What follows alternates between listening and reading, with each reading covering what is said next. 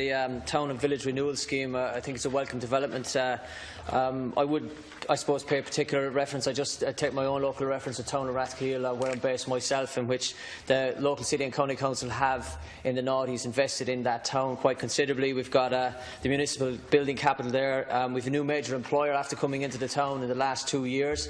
Again, that's indicative of the economic recovery. The main GA pitch is there as well. So I think it's welcome that we have some sort of initiative or renewal initiative, streetscaping, etc., within the town to rejuvenate that town and pull everything that's there already. They're in, I suppose, in spots within the town, but to harness and pull that together, and I would welcome that. I'd just like to ask the Minister a follow-up question, if they would consider prioritising towns under socio-economic factors as well as population factors as well, given the socio-economic challenges that some towns have under others. Thank you. Deputy Neville, thank you. Minister to respond.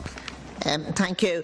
Well, this scheme will be open for all to make application to, and what I wanted to do is to do it through the local authorities in conjunction with the local community groups, and it will be up to the towns to identify the priorities they have in terms of what they feel is best suited to improve their towns. And there was actually a REDS programme that was rolled out last year on there was a number of towns benefited from it, and some towns had different ideas on how they wanted to improve. Some wanted to maybe look at assisting shop owners in improving the appearance of the shop fronts, and some wanted to develop maybe more public spaces and more amenity areas. So the funding is there, and what I want to do is to work with local authorities and the communities, and they can identify their priorities themselves, what best suits their town.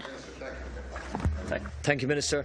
Just as a follow-up question as well, in marrying this development from a culture and heritage perspective to marry it across with a commercial development side, I would like to ask the Minister as well if they would consider, I suppose, some sort of information or some sort of coaching type information for people within these towns and villages, and how to marry this with commercial development and give that town a sense of unique identity, similar to what was done with the digital hub in Dublin.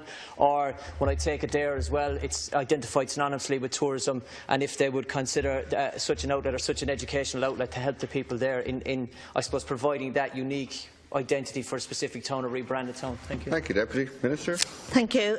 Well, as I said, I very much want this to be a bottom-up approach, and I'm quite happy to look at different initiatives that local authorities bring to me. I know that some local authorities have set up town teams, and they will identify the priorities that they have. And just under the REDS pilot scheme that was introduced last year, I see that Limerick received 192,000 on that, and I'm familiar with a project in my own county where there was funding of 75,000 made available, and then the local authority were able to add to that. They added 125,000 from their own resources, and that made a total investment in that town of 200,000. So this type of funding, or seed funding you could call it, can often leverage funding from other sources. So certainly any suggestions that come forward in regards to how we can improve our town and villages, I'm certainly willing to listen. Minister, thank you. Next question is